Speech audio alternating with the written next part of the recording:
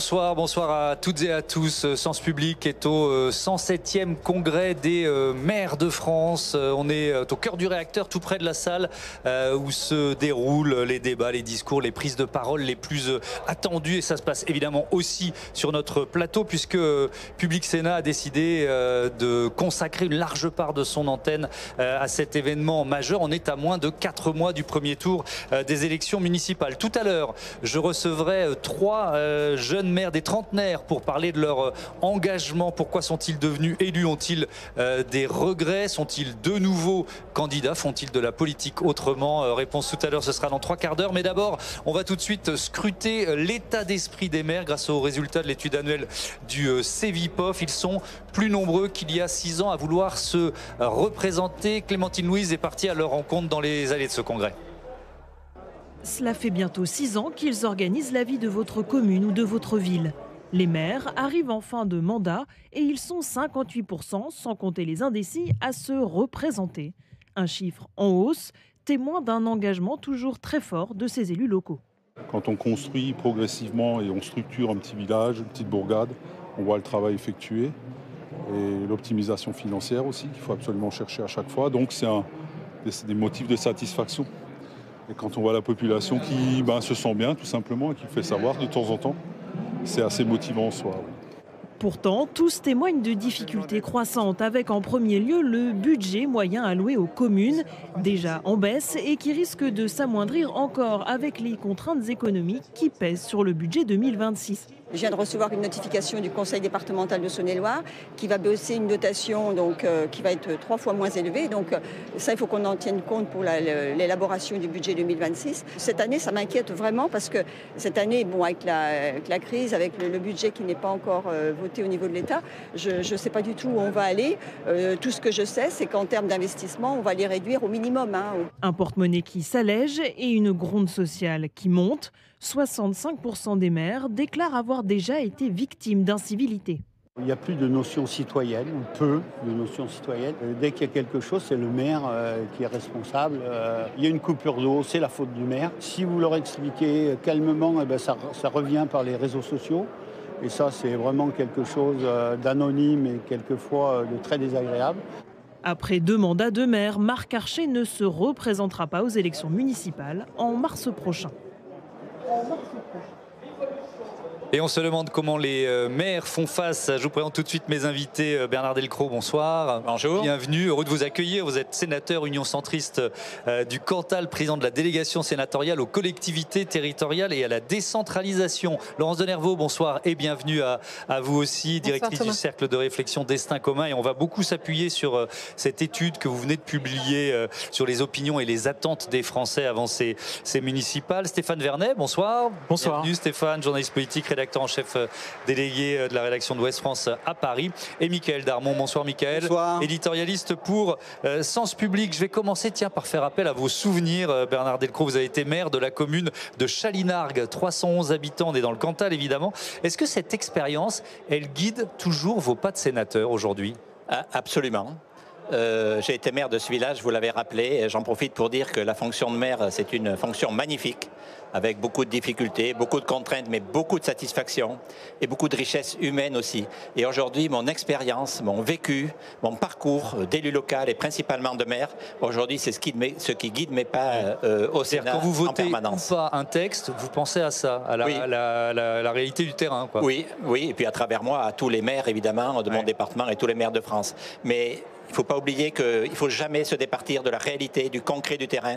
Et très franchement, moi qui ai vécu, c'est ce qui guide mes pas au Sénat, ce qui motive mon action. Oui, on l'a vu dans notre reportage d'ouverture, Laurence Denervaux, il y a finalement 6%, 60%, 6 sur 10, 60% des maires qui disent « allez, j'y retourne ». C'est plutôt un bon millésime, est-ce qu'on peut dire ça? Oui, en tout cas, c'est une très bonne nouvelle et ça montre que malgré le discours ambiant sur une forme de crise des vocations des maires, il reste une motivation, il reste un sens dans le travail qu'ils font, dans le service qu'ils rendent aux citoyens.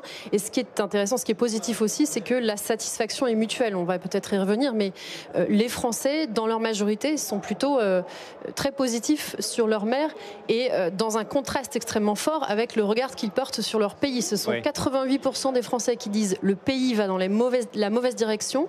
Et quand on leur demande si la qualité de vie au niveau local dans leur commune s'est améliorée ou s'est dégradée dans les 5 dernières années, il y en a seulement un quart qui disent qu'elle s'est dégradée. On voit là un fort contraste. Oui, effectivement, on pourrait même dire une contradiction parce que on a le sentiment que le pays va mal, mais au quotidien, souvent quand on dit « et chez vous, est-ce que ça va bien ?» Eh ben, on a tendance à répondre oui. On a vu, je pense, où on va voir s'afficher les chiffres que vous nous donniez. Ça fait partie des nombreuses informations passionnantes de l'étude que vous publiez.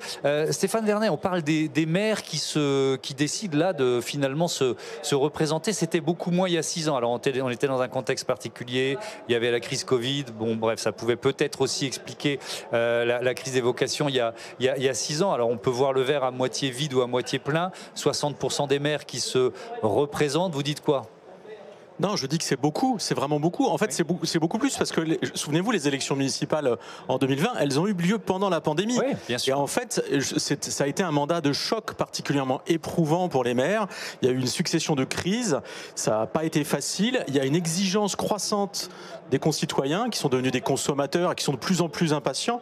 On l'a vu dans le petit sujet que vous avez montré, la problématique des réseaux sociaux fait qu'aujourd'hui, en fait, le maire est en première ligne, toujours à portée d'engueulade, et aujourd'hui, on exige tout de lui, y compris des choses qui n'ont rien à voir avec ses compétences, et les administrés veulent que ce soit résolu dans l'heure. Donc, je trouve que la pression a été très forte, le mandat a été très difficile, et que 58% malgré tout des maires aient envie d'y retourner. Je crois que c'est la preuve de ce que Bernard Delcros évoquait tout à l'heure. C'est un mandat magnifique qui est fait de beaucoup de contraintes, mais aussi de beaucoup de satisfaction.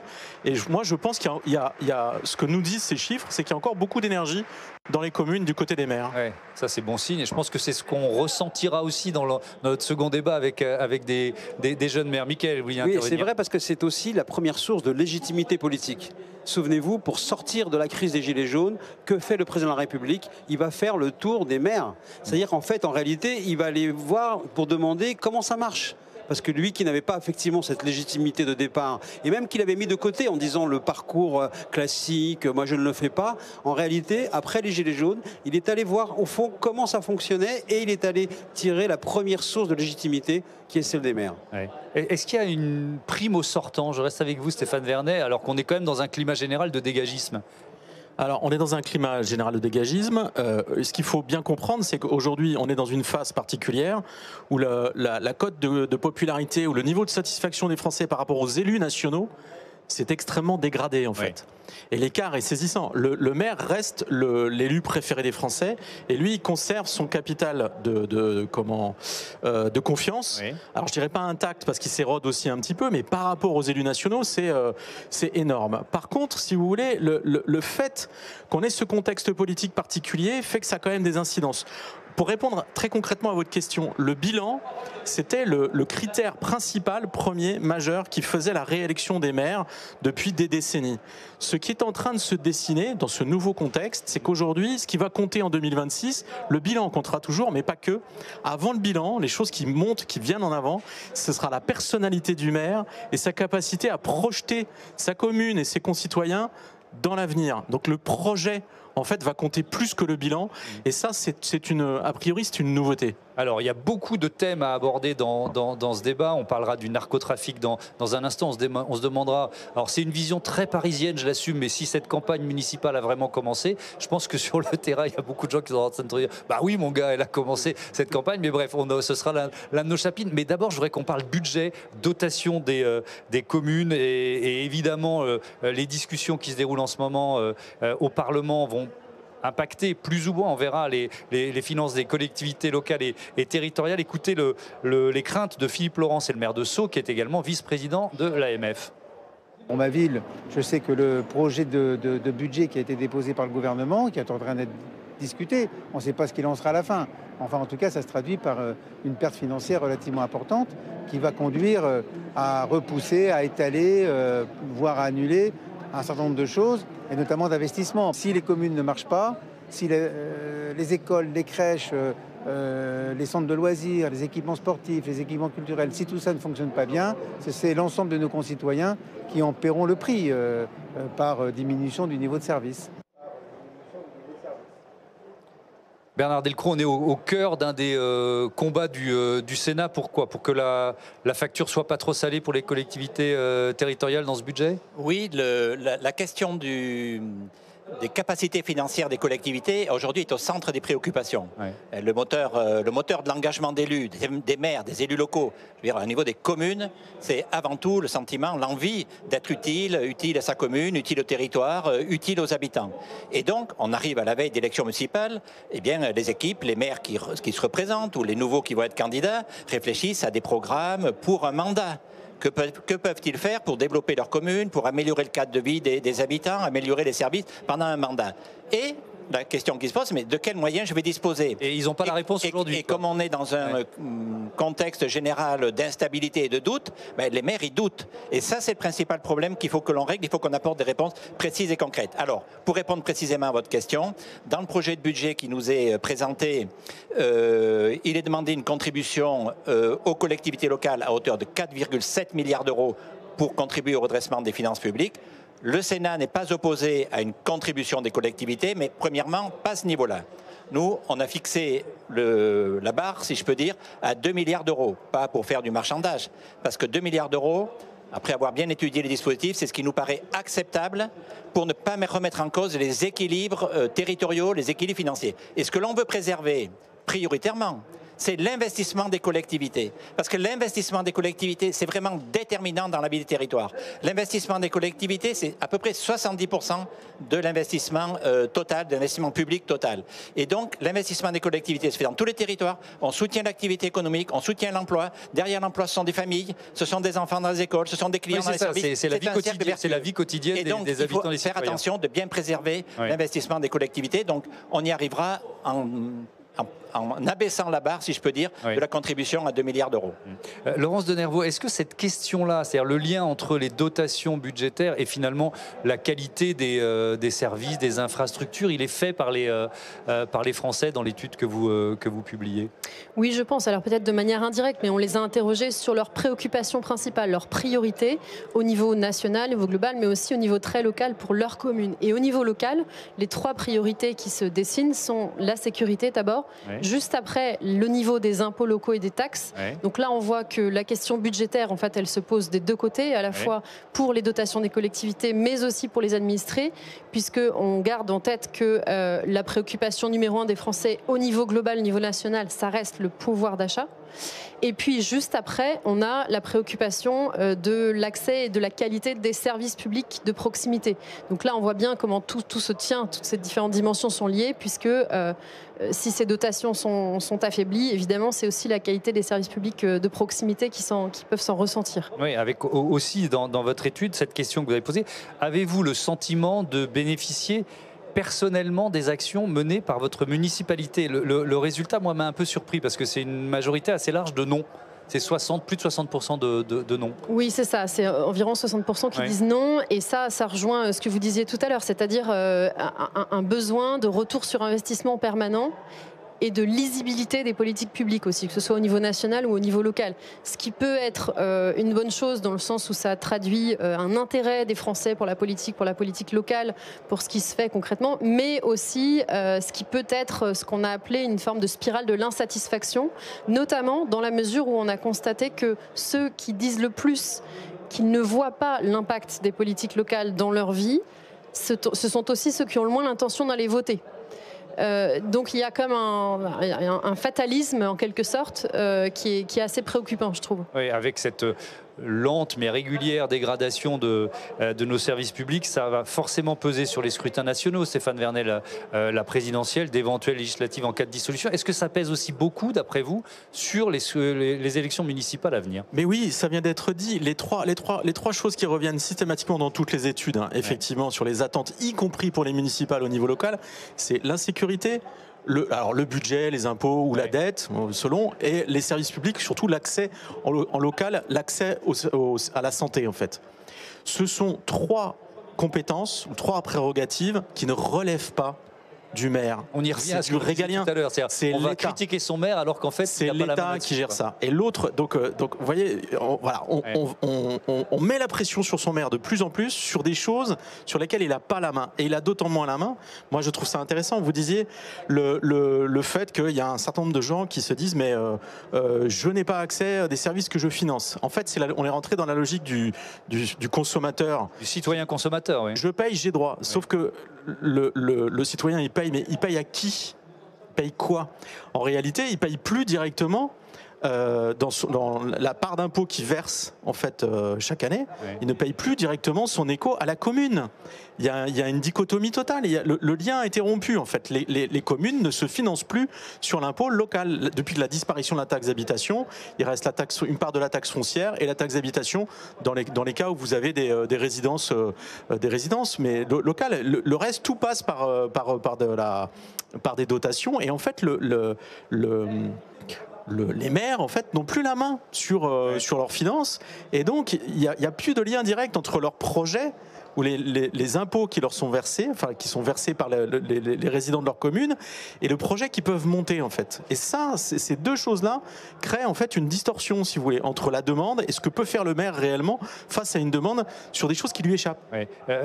Bernard Delcros, la suppression de la taxe d'habitation, ça a été compensé à l'euro près, comme prévu, ou pas ? Alors, je vais répondre précisément. Vous allez me répondre, ça j'en suis sûr, mais allez-y. Je vais simplement dire avant, j'ai bien regardé votre étude, oui. Les priorités des habitants ne sont pas tout à fait les mêmes en secteur urbain et en secteur rural. Oui. Et en secteur rural, votre étude est très intéressante, en secteur rural, la priorité, c'est les services, l'accès aux services, la santé, l'éducation, l'habitat, la mobilité. C'est ça les priorités en secteur rural. Avant la sécurité. Avant la sécurité. Et les communes rurales représentent 88% des 35 000 communes françaises. Oui, donc c'est très important. Donc je veux le noter parce que quand on dit la sécurité, c'est la première préoccupation, ça dépend où. Bien sûr. Sur les questions. Alors la taxe d'habitation, voilà. On l'a supprimée. Enfin, les élus, ont besoin de visibilité financière. Premier point. Deuxièmement, sur la taxe d'habitation. Sur la taxe d'habitation. La taxe d'habitation, elle a été compensée de façon différente suivant les catégories de collectivités. Pour les communes, elle a été compensée entièrement et avec une dynamique qui est restée la même, puisqu'on a remplacé la taxe d'habitation par la taxe foncière, la part de taxe foncière perçue par les départements. Donc, elle a été compensée intégralement et ça reste une fiscalité locale avec une dynamique. Pour les intercommunalités et les départements, elle a été remplacée par une part de fiscalité nationale qui aujourd'hui est figée. Et donc là, du coup, ces collectivités-là, intercommunalités et départements, ont perdu la main sur le levier fiscal, ce qui n'est pas le cas des communes. Oui. Mais alors, il y a quand même, je reste avec vous, parce que derrière ça, il y a la dégradation de nos services publics, il y a la question de l'utilisation des fonds publics. On reste quand même l'un des pays d'Europe et de la zone OCDE avec un taux de prélèvement obligatoire le plus important. Bernard Delcros, donc c'est qu'est-ce qu'on fait de l'argent qu'on prélève ? Alors peut-être que c'est au niveau national que le décalage s'effectue et pas forcément au niveau local, mais c'est quand même une vraie question. Je pense qu'il faut être prudent, ou en tout cas approfondir la question des prélèvements obligatoires. Oui. Souvent on jette comme ça en l'air ou à la figure, on est le pays où il y a le plus de prélèvements obligatoires. Il faut regarder ce qu'il y a derrière ces prélèvements obligatoires, pourquoi faire et comment ça se répartit entre collectivités, État, etc. Moi ce que je pense aujourd'hui, c'est que les collectivités, elles ont besoin de visibilité financière, c'est-à-dire de savoir quelles vont être leurs recettes, en gros, sur la durée de leur mandat. Ça, c'est quelque chose qui est possible. On pourrait d'ailleurs imaginer, et nous le proposerons à la délégation aux collectivités territoriales du Sénat, on va faire un travail sur le sujet, d'avoir une loi de programmation des finances des collectivités locales pour donner de la visibilité aux élus. Mais derrière ma question, c'est est-ce que l'argent public est plus efficacement utilisé au niveau local ? Parce que moi, ça me semble du bon sens. Hein. Le lien, il est direct entre la décision et l'action, et donc ce que les citoyens voient. Les maires, et je l'ai été, ont le souci des deniers publics. Oui. Et j'ai envie de dire, plus la commune est petite... il y a des communes très endettées aussi, mais bon. Plus la commune est petite, plus il faut avoir le souci des deniers publics. Oui. Et moi, dans ma commune ou dans les communes d'importance, on regarde les dépenses à 500 € près. Ça, c'est le premier point. Deuxièmement, dans la question des services, les compétences sont très partagées. Quand on a besoin de créer une structure d'accueil de la petite enfance, qui est un sujet en milieu rural important, je suis une famille, j'ai des enfants, où je vais pouvoir les faire garder ? À la crèche, à la micro-crèche, si c'est une petite commune. Ça relève de la compétence de la commune, qui doit être évidemment aidée par l'État. Lorsqu'il s'agit des mesures de carte scolaire, c'est-à-dire des postes d'enseignants dans les écoles, ça relève de la compétence de l'État, proprement parler. Et donc, il faut qu'il y ait une cohérence et une homogénéité entre les dynamiques de services portées par les collectivités dans le cadre de leurs compétences et celles portées par l'État. Et si on a l'exemple de ce qu'il ne faut absolument pas faire, c'est l'exemple des méthodes d'application aujourd'hui de la carte scolaire, c'est-à-dire des créations, suppressions de postes, telles que ça se passe, décidées par l'État, décidées par Bercy, de manière complètement descendante, sans concertation avec le local, alors que ça impacte fortement les services dans les territoires ruraux. Je pourrais en parler longtemps, puisque la délégation aux collectivités territoriales travaille sur ce sujet, va faire des propositions concrètes pour avoir davantage de concertation avec les élus locaux et donner là aussi de la prévisibilité aux élus locaux. Alors, on vient de parler de services publics, d'infrastructures. Comme promis, on ouvre un chapitre consacré à la question de la sécurité, de l'insécurité et notamment du narcotrafic. Emmanuel Macron a convoqué aujourd'hui un conseil de défense à la suite à la fois de ce qui s'était passé à Marseille. Le frère d'un militant écologiste qui lutte contre le narcotrafic qui a été assassiné. Le ministre de l'Intérieur, Laurent Nunez, disait aujourd'hui, il dénonce un crime d'intimidation à Marseille. Et puis il y a eu aussi à Grenoble un jeune homme, un adolescent qui a été tué, victime de règlement de compte. Mickaël, je me tourne vers vous pour ouvrir ce chapitre. Ça vous met en colère ce qui est en train de se passer? Oui, parce qu'on se demande quand même combien faudra-t-il d'élus menacés, agressés ou forcés de démissionner avant que l'on ouvre enfin les yeux. Pendant que le narcotrafic étend méthodiquement son emprise sur des quartiers entiers, eh bien, ce ne sont pas les grandes déclarations ministérielles ou présidentielles qui vont retenir la digue, parce que ce sont les maires seuls qui sont exposés et démunis. Et cette solitude aujourd'hui, bien disons-le tout simplement, c'est un scandale d'État. Bien entendu, pendant quelques jours, ici même et ailleurs, on va célébrer dans les palais de l'exécutif, bien sûr, les communes qui sont le cœur battant de la République. Mais la réalité est beaucoup plus crue. On laisse les premiers magistrats affronter des organisations criminelles mieux armées, mieux structurées et mieux financées que bien des institutions locales. Les barons de la drogue occupent le terrain, recrutent, intimident et tuent, comme à Marseille, vous venez de le dire, ou pour faire passer ce message, on ne touche pas à mes points de deal. Il faudra dire et répéter de plus en plus que les grandes déclarations ne suffiront pas, parce que pendant ce temps-là, bien les maires, ils n'ont que des agents municipaux et une écharpe pour lutter contre ce fléau. Et le ministre de l'Intérieur, j'ai cité une de ses déclarations, il y en a une autre, il se prononce pour armer toutes les polices municipales. Est-ce que ça peut constituer un début de réponse? Écoutez, c'est impressionnant, mais je ne le crois pas. On va demander aux maires qui ont déjà tellement de tâches insurmontables à gérer, de gérer en plus la sécurité prérogative de l'État. Ce n'est pas sérieux. Et en fait, cette situation, elle n'est pas seulement indigne, elle est vraiment responsable. Laisser un maire tout seul face à un réseau criminel, c'est abandonner effectivement le premier maillon. Mais aujourd'hui, les quartiers sont plus simplement des quartiers difficiles et verrouillés. Ils sont certains en voie d'escobarisation. En référence à Pablo Escobar, le patron du cartel de Medellín, qui lui a construit, on s'en souvient, des réseaux sociaux et qui donnait des bourses aux élèves qui étaient démunis. Bref, c'était une manière de pouvoir aussi acheter l'adhésion des populations. En fait, on voit bien qu'il y a un nouveau fléau qui est en train de démarrer. C'est le narco-communautarisme qui permet justement de verrouiller une fois de plus les quartiers. Bon, on voit bien que les maires, ils ont cette difficulté, disons-le crûment. Là où l'État recule, eh bien, le narcotrafic avance et si on ne les protège pas, eh bien, il ne restera bientôt plus personne pour tenir la ligne. Oui, merci beaucoup Mickaël, avec une question qui va être au centre de ce chapitre, oui ou non, sur l'impuissance de l'État. Je reviens, Laurence Denervaux, sur votre étude. Vous nous l'avez dit tout à l'heure, on va revoir ces priorités des Français. Toute la France, pas seulement évidemment les villes rurales ou les grandes villes. La sécurité, 45%, impôt locaux, taxes, 29%, maintien, accès aux services publics, 24%. Ensuite, il y a le logement, les commerces, environnement, la propreté, les transports en commun. Cette sécurité au sommet des préoccupations, c'est pas nouveau. Est-ce que, puisque vous sondez l'état d'esprit des Français mois après mois, est-ce que c'est en train de s'aggraver ou pas ? Alors, ça n'est pas nouveau. Effectivement, c'est important de préciser qu'il y a des grosses différences selon les types de territoires et que pour un tiers de nos concitoyens qui vivent dans la France rurale, ça n'est pas la première des priorités. Oui. C'est quand même important de le rappeler. Ça augmente dans une certaine mesure, mais là où on retrouve le même paradoxe que sur la question de la qualité de vie locale, quand on demande aux gens « est-ce que vous vous sentez en sécurité là où vous habitez ?», on a quand même une grande majorité de Français qui disent oui. Voilà. Donc c'est ça qui reste un petit peu paradoxal. Oui. Néanmoins, sur la question du narcotrafic, je vous rejoins parfaitement.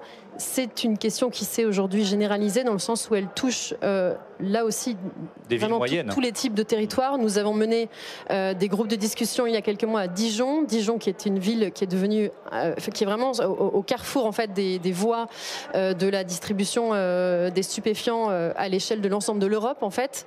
Et en fait pendant 2 heures de groupes de discussion, les gens ne nous ont parlé que de ça, en disant que ça gangrénait complètement la vie de leur quartier, qu'ils avaient peur que leur enfant se prennent une balle perdue au parc, etc. Et si vous voulez, bien au-delà de la question sécuritaire, la difficulté, c'est que c'est un sujet qui vient affaiblir l'ensemble des fondements du contrat social. Parce que c'est la capacité de l'État à faire respecter son autorité. C'est aussi le rapport à l'argent et le rapport au travail. Lorsqu'on voit des jeunes qui, en ne travaillant pas, gagnent 3 fois plus ou 100 fois plus que vous. Voilà. Donc ce sujet-là, aujourd'hui, est effectivement, c'est pas seulement un chiffre dans un sondage, on l'entend dans la vraie vie des Français. Ouais. Est-ce que, je vais vous poser la même question, je commence avec vous Stéphane Vernet, État impuissant, est-ce que vous écrivez ça dans un éditorial sur le narcotrafic aujourd'hui ou est-ce que c'est quand même exagéré? Parce qu'il y a un certain nombre de mesures qui ont été mises en place depuis des mois. Oui, et puis je pense que ça sert à rien de tirer sur l'ambulance. Donc moi personnellement je ne ferai pas, mais il y a la thématique de l'impuissance politique qui est récurrente et qui est parfaitement illustrée par ce sujet-là. L'État essaye de faire des choses. Sur le problème du narcotrafic, c'est qu'il y a donc effectivement il y a les points de deal et le phénomène se développe dans les villes moyennes, mais pas que les villes moyennes. Vous avez aussi en milieu rural. Il y a cette problématique, cette gangrène-là, elle touche l'ensemble de la société aujourd'hui. Donc vous avez des secteurs où l'État met les moyens, intervient, etc. et c'est des choses. Vous avez des villes qui ont les moyens de se payer une police municipale, alors armée ou pas armée, c'est une autre question, mais de se payer une police municipale. Mais vous avez aussi plein de communes, encore une fois, qui elles n'ont pas les moyens d'avoir une police municipale et dans lesquelles cette problématique de la sécurité en fait qui va déranger les résidents, les habitants, les citoyens, c'est vers le maire qu'on va se tourner en disant mais faites quelque chose. Et encore une fois, ça c'est une prérogative nationale et le maire se retrouve sous pression de ses administrés et sommé de régler immédiatement des problèmes pour lesquels il n'a pas de solution, il n'a pas de moyens. Et là, la difficulté du narcotrafic aujourd'hui, notamment dans les milieux ruraux, je pense que c'est une question de solidarité nationale. Voire international, parce que c'est quand même un sujet très largement européen. C'est difficile de régler la question au seul niveau de l'État français. Mais qu'est-ce que vous dites quand même? Qu'est-ce que vous répondez, Bernard Delcros, à cette affirmation? L'État impuissant face au narcotrafic. Oui, alors je dirais, je vous rejoins. Je dirais qu'il y a une impuissance de l'action publique en général sur ces questions qui deviennent vraiment aussi centrales. Et ça a été dit qu'il était plutôt avant concentré sur des grandes villes. Et puis petit à petit, on descend vers des villes moyennes, vers des petites villes et dans des départements ruraux, vers les villes les plus importantes de ces départements ruraux. Il y a ces sujets de violence, de narcotrafic, de trafic de stupéfiants, etc. Donc il y a une forme d'impuissance de l'action publique. En revanche, ce qui est sûr, c'est que les maires sont en première ligne là-dessus. Sont les premiers à être exposés à ces problématiques parce qu'ils ont à se confronter à ces violences, à ces trafics de stupéfiants et en même temps aux habitants qui vont vers les maires pour leur reprocher de ne rien faire. C'est ça la vérité. Et donc là, l'État a un rôle majeur. Si c'était facile à régler, ça serait réglé depuis longtemps. On est d'accord. Mais l'État a un rôle majeur à jouer pour protéger, pour accompagner, pour protéger les maires, protéger les élus qui, eux, sont en première ligne. Oui. Protéger les maires, les élus de la violence, mais et aussi les agents municipaux. D'ailleurs, il y a aussi la question de l'argent, parce que ces points de deal, ils génèrent tellement d'argent qu'il y a une capacité de corruption de ces dealers qui est majeure. C'est une vraie question aussi que les maires se posent aujourd'hui pour leurs agents municipaux. Bien sûr. Quand je dis protéger les maires, c'est pas par rapport aux violences qu'eux subissent, qui est un sujet, mais qui est un autre sujet. Mais je veux dire par rapport au fait qu'ils se subissent la pression tous les jours, à la fois des désagréments, des violences qui se passent dans leur ville, des accidents qui se passent, et en même temps la pression des élus, des habitants qui viennent vers eux pour leur demander de régler les problèmes. Et donc c'est à ce niveau-là que les maires, les élus doivent être vraiment encadrés, accompagnés, sécurisés par l'État qui doit aussi prendre ses responsabilités par rapport à ces problèmes-là. Après, si c'était facile à régler, je vais vous dire, ça le serait depuis longtemps. Donc moi, je ne vais pas dire c'est la faute à un tel ou un tel. Ce que je sais et vraiment c'est ce qu'il faut prendre en compte, c'est que les maires sont en première ligne et le rôle de l'État, c'est vraiment d'accompagner les élus. Ouais. Stéphane Vernet, je pense que ce qui ouvre une nouvelle ère quand même depuis quelques mois, c'est l'argent justement. C'est les sommes d'argent vertigineuses que ces points de deal génèrent, et donc la capacité à la fois d'économie parallèle et aussi de corruption. Oui, il y a la peur effectivement que la France se tombe ou cède à un phénomène de corruption généralisée à tous les niveaux, etc. Parce que les sommes en jeu sont énormes. Oui, et c'est quelque chose dont on est en train de prendre conscience, mais à mon avis, si vous voulez, c'est quelque chose qui touche nos voisins depuis longtemps. Et je pense que ce sont des phénomènes qui touchent la France aussi depuis longtemps, voire depuis très longtemps, mais on les avait pas dans le changement d'échelle, on les avait pas dans le spectre. Non, mais enfin, notamment sur si vous voulez. Ce qui peut être nouveau, c'est l'idée qu'il puisse y avoir une corruption généralisée qui touche des cercles nouveaux supplémentaires. Oui. Par exemple des élus, oui. Par exemple du personnel pénitentiaire, par exemple la police pénitentiaire. Oui, oui, Michael. Bien sûr. Oui, c'est ça. C'est pour prolonger ce que dit effectivement Stéphane. C'est dans les cercles du pouvoir. C'est-à-dire que les magistrats, les policiers, la pénitentiaire, les responsables des zones portuaires, qui sont des lieux stratégiques maintenant effectivement de narcotrafic, sont des victimes, sont des cibles de cette corruption généralisée et qui permet ensuite au trafic de s'étendre et d'amplifier son réseau. Oui, très bon film Borgo qui raconte comme ça une infiltration, une corruption d'une jeune femme qui rentre dans l'administration pénitentiaire en Corse. Alors je voudrais qu'on ouvre un autre chapitre dans notre débat sur une question qui est peut-être une question de journaliste parisien. Est-ce que la campagne des élections municipales a vraiment commencé? Tiens, on va écouter le maire sortant de Lyon qui nous dit bah oui, il y a des alliances qui se créent, une alliance des gauches pour contrer Jean-Michel Aulas. Écoutons Grégory Doucet. Tout le monde est là, avec la ferme intention de s'appuyer sur un bilan robuste, celui sur lequel nous avons travaillé ensemble déjà pendant 6 ans, qui fait aussi notre fierté. Ce bilan, on a déjà eu l'occasion de le présenter, mais ce n'est qu'une étape aujourd'hui. Cette union de la gauche et de l'écologie, elle se veut d'abord porteuse d'espoir. Bon, Stéphane Vernet, c'est le moment où vous avez le droit de vous moquer de moi. Non, pas du tout. Est-ce que c'est une vision de journaliste parisien de dire la campagne n'a pas vraiment commencé au niveau de Ouest France? Enfin voilà, les listes sont créées. On cherche à savoir s'il va y avoir la parité, comment les alliances se forment. Oui et non. Je vais vous dire, il y a une différence entre la taille des communes en fait. Dans les grandes villes. Dans les très grandes villes, la campagne, elle bat son plein, elle a commencé. On vient de le voir à Lyon, il n'y a pas qu'à Lyon. Par contre, si vous voulez, dans l'écrasante majorité des communes, qui sont des plus petites, des communes beaucoup plus modestes, en général, la campagne, elle commence en début d'année, au moment où le maire fait ses vœux à la population. C'est là que traditionnellement, il annonce où il confirme qu'il se représentera ou pas. Voilà. Et c'est à ce moment-là que ça commence. Voilà. Donc, si vous voulez, il y a un contraste entre les petites communes qui sont la cohorte très très majoritaire des communes et des villes dans notre pays, où les choses se feront en leur temps. Et ce temps-là, c'est plutôt le début d'année. Et puis, quelques grandes villes où les choses battent déjà leur plein. Mais juste une précision.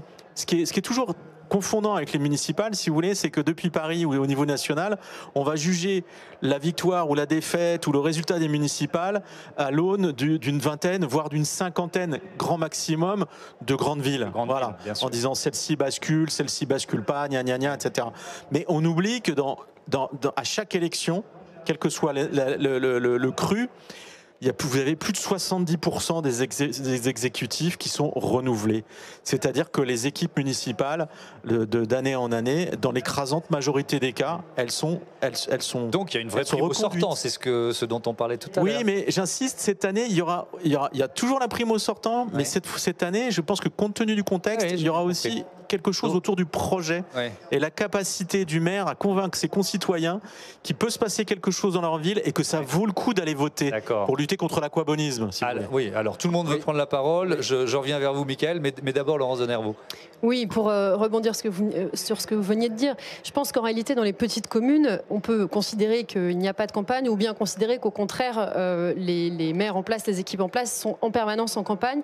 Et pour faire le lien avec ce qu'on disait tout à l'heure sur la lisibilité de l'action publique, à chaque fois qu'ils font quelque chose qui a un impact dans la vie de leurs concitoyens, de leurs administrés, eh bien, c'est en vue de leur reconduction aussi. Il y a des préoccupations qui, pour le coup, atterrissent sur des choses extrêmement concrètes dans la vie des Français. La rénovation thermique des logements, qui est une attente extrêmement consensuelle, majoritaire.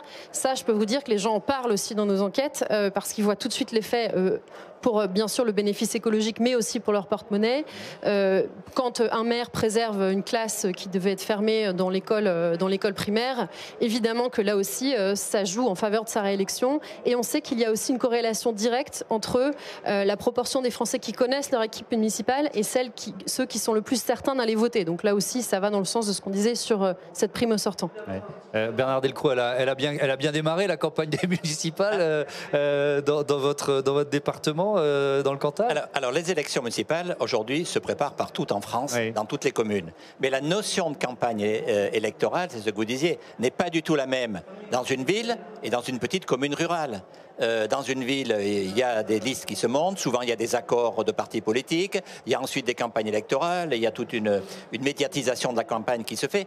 Dans les communes rurales, les élus, les maires sortants ou les candidats sont déjà dans la préparation. On constitue leur liste, mais ça se fait en douceur. Il n'y a pas de campagne à proprement parler. C'est un peu ce que vous disiez, la campagne elle est un peu tout le temps. Donc par contre, oui, les élections municipales se préparent dans toutes les communes de France actuellement. Il y a des communes où il y a une seule liste d'ailleurs. Il y a beaucoup de communes où il y a une seule liste. Donc voilà, il faut faire sa liste. On va demander un peu aux personnes qui voudraient bien venir sur la liste. Les listes, elles sont en cours de constitution. Mais ça se passe en douceur. Et puis, plus généralement, si on parle peut-être moins de la campagne des municipales cette année, c'est parce que le contexte politique national, ce qui se passe, le vote du budget à l'Assemblée nationale, ce qu'on entend tous les jours sur tous les médias, vient masquer un peu aussi la perspective des élections municipales. Je suis 100% d'accord avec vous. Voilà. C'est-à-dire que, et j'en prends ma part, hein, on consacre tellement de temps sur nos antennes au débat budgétaire qu'on en a moins pour parler des élections municipales. C'est une réalité. Michael. Oui, c'est vrai qu'il y a deux mécaniques qui sont à l'œuvre parallèle en ce moment. Vous avez effectivement dans les petites communes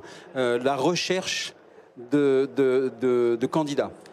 Parfois, donc, effectivement, on va aller récupérer, on a repéré des gens dans les forces vives de la collectivité qui s'impliquent et on leur dit ce serait bien, effectivement, que vous veniez participer à la vie locale. Donc, c'est le moment. C'est en ce moment que sont en train de se faire, je dirais, les démarches et les castings. Et puis, dans les grandes villes, oui, on l'a entendu d'ailleurs avec le maire de Lyon, on commence aussi à prendre conscience de ce que le mandat a imprimé. Les opinions, les enquêtes d'opinion sont maintenant publiées et on va voir, puisqu'effectivement, il y a un taux important de renouvellement. Donc, ça veut dire que les endroits où ça a basculé très fortement, notamment le dernier événement, il y a 5 ans, les villes où les écologistes ont remporté des lieux, enfin, des villes importantes. Là, on va voir dans quelle mesure c'était ou un phénomène on va dire, qui a vocation à être ponctuel, ou s'il va s'ancrer. Et là, la notion, effectivement, de projet versus le bilan, la notion d'incarnation d'une ville va prendre toute son importance. Ouais. Il y a 6 Français sur 10 qui sont certains d'aller voter aux élections municipales. C'est l'un des résultats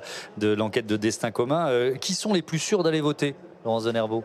Alors déjà, en soi, il faut souligner que c'est un chiffre qui est plutôt enthousiasmant et rassurant dans un contexte de défiance à l'égard de la politique qui est massive. Ouais. Et même, on peut parler d'écœurement quand il s'agit de la politique au niveau national. Les Français restent intéressés et motivés par l'échelon local.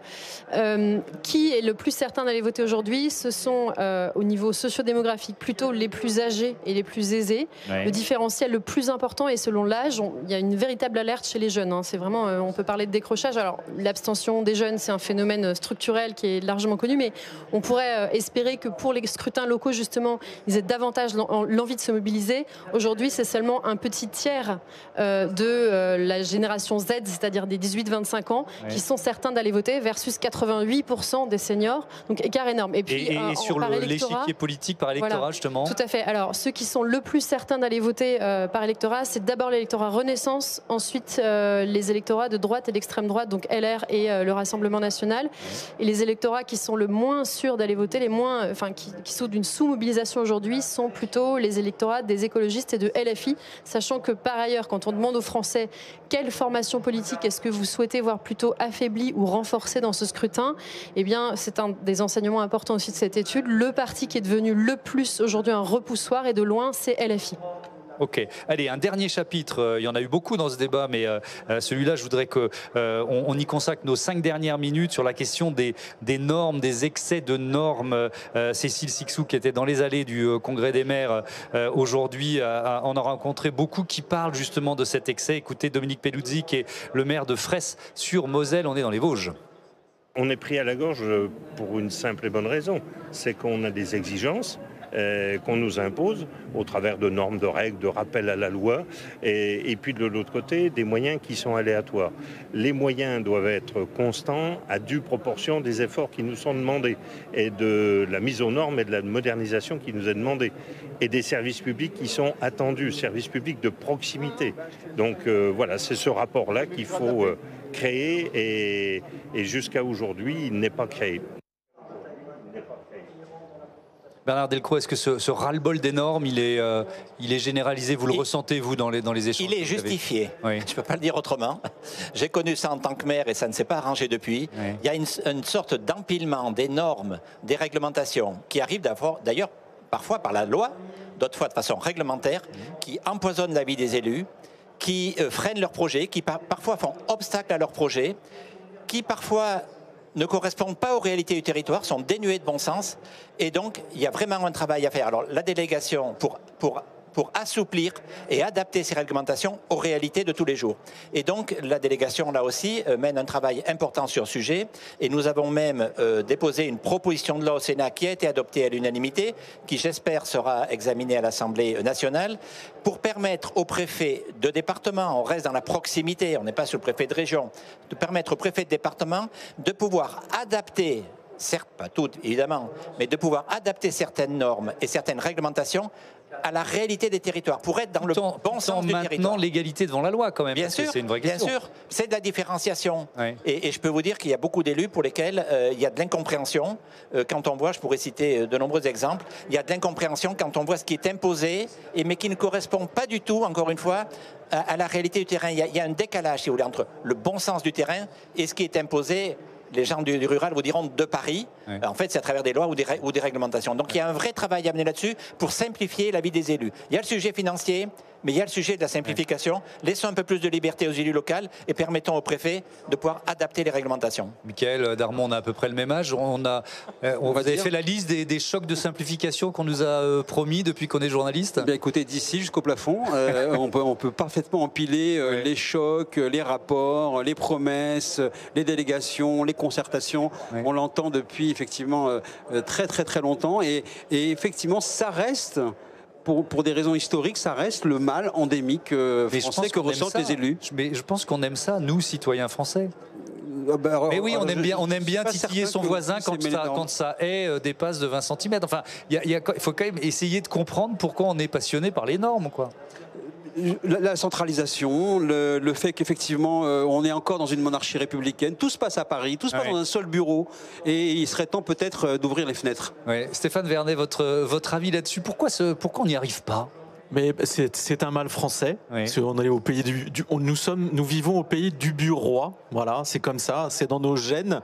On est incapable de faire autrement. Vous l'avez dit, il y a eu des tonnes de rapports, il y a eu des années, des promesses, la France simplification, etc. Enfin, une norme créée, 2 normes ôtées, rien ne marche. On est incapable d'arrêter de produire de la norme parce que dans les ministères, dans les administrations et à tous les échelons, ça vient pas que de Paris et c'est pas qu'au niveau de l'État, c'est aussi en région, dans les départements, au niveau européen aussi, et dans les communes aussi. Je suis désolé, mais en fait, si vous voulez, à chaque échelon, chacun a besoin de justifier son travail. Et donc, on rajoute plutôt qu'enlever, en fait. On produit sans arrêt. Et c'est vrai aussi du Parlement. Je suis désolé, mais prenez nos voisins allemands. Les Allemands, en fait, ils ont une culture, une rigueur qui fait que quand ils étudient un texte de loi, ils l'amendent, ils le transforment, ils le découpent, ils le saucissonnent, ils en font ce qu'ils veulent, mais ils s'astreignent à ce que le texte qui sort à la fin ne soit pas plus long que le texte qui a été posé sur la table au départ. Nous, on est incapable de faire ça. Vous mettez 5 articles sur la table, ils vous en sortent 20 pages à l'arrivée. Donc voilà, c'est une maladie française. Moi, je ne sais pas le dire autrement. Bon, allez, on termine là-dessus. Merci beaucoup. Merci à tous d'avoir participé à ce débat. Bon congrès des maires. À bientôt sur Public Sénat.